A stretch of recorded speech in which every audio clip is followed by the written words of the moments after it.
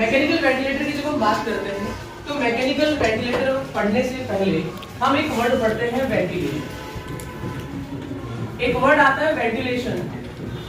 Ventilation word की बात अगर हम करें तो वेंटिलेशन वर्ड का मतलब हमें बहुत क्लियर है कि एक ऐसा प्रोसेस जिसमें मूवमेंट ऑफ एयर होता है, लाइक हवा अंदर और हवा बाहर जा रही है, दैट इज वेंटिलेशन।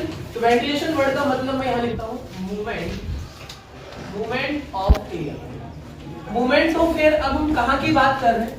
तो मूवमेंट ऑफ एयर हम किसी रूम की बात भी कर सकते हैं, या फिर अगर ह्यूमन बॉडी की बात करें तो हम बात करेंगे movement of air in the lungs. अगर लंग्स में मूवमेंट ऑफ एयर की बात करते हैं तो नॉर्मली हम खुद करते हैं, लाइक हम इंस्पायरेशन एक्सपायरेशन का प्रोसेस कंप्लीट करते हैं। उस इंस्पायरेशन और एक्सपायरेशन से हमें क्या होता है? वेंटिलेशन। और वेंटिलेशन को ही हम बोल सकते हैं ब्रीथिंग। क्या बोल सकते हैं? ब्रीथिंग। तो वेंटिलेशन वाली प्रोसेस को ही हम ब्रीथिंग बोल सकते हैं। तो वेंटिलेशन वर्ड का मतलब समझ में आया कि पेशेंट जो है वो सांस को अंदर ले रहा है या बाहर निकाल रहा है, उस फिनोमेना को बोल रहे हैं वेंटिलेशन, उसी को बोल रहे हैं ब्रीथिंग।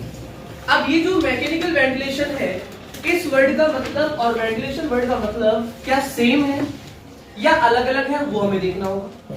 देखिए इसमें ये वर्ड जो मैंने यहाँ लिखा है वो वर्ड यहाँ भी लिखा हुआ है कि यहाँ पे मूवमेंट ऑफ एयर की बात यहाँ भी करेंगे और ये मूवमेंट ऑफ एयर की बात वेंटिलेशन से भी कर रहे हैं, लेकिन ये जो मूवमेंट ऑफ एयर की बात हमने यहाँ जो लिखी है ये एक नॉर्मल फिनोमिना है। कैसा फिनोमिना है?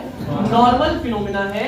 लेकिन किसी पेशेंट की बॉडी में या फिर लंग्स टिश्यू में अगर ये वेंटिलेशन ना हो तो हम एक मशीन की हेल्प लेते हैं और मशीन की हेल्प से हम उसका वेंटिलेशन कंप्लीट करवाते हैं। उस फिनोमिना को बोलते हैं मैकेनिकल वेंटिलेशन।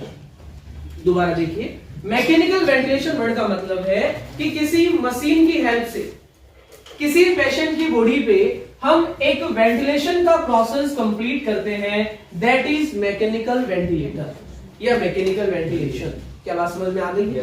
अब आप लोगों ने हॉस्पिटल सेटिंग में बहुत सारे वेंटिलेटर देखे होंगे, बहुत सारे देखे होंगे, लेकिन वो जितने भी आपने देखे हैं वो सारे एक ही तरह के वेंटिलेटर हैं और वो वेंटिलेटर होते हैं आपके पॉजिटिव प्रेशर वेंटिलेटर।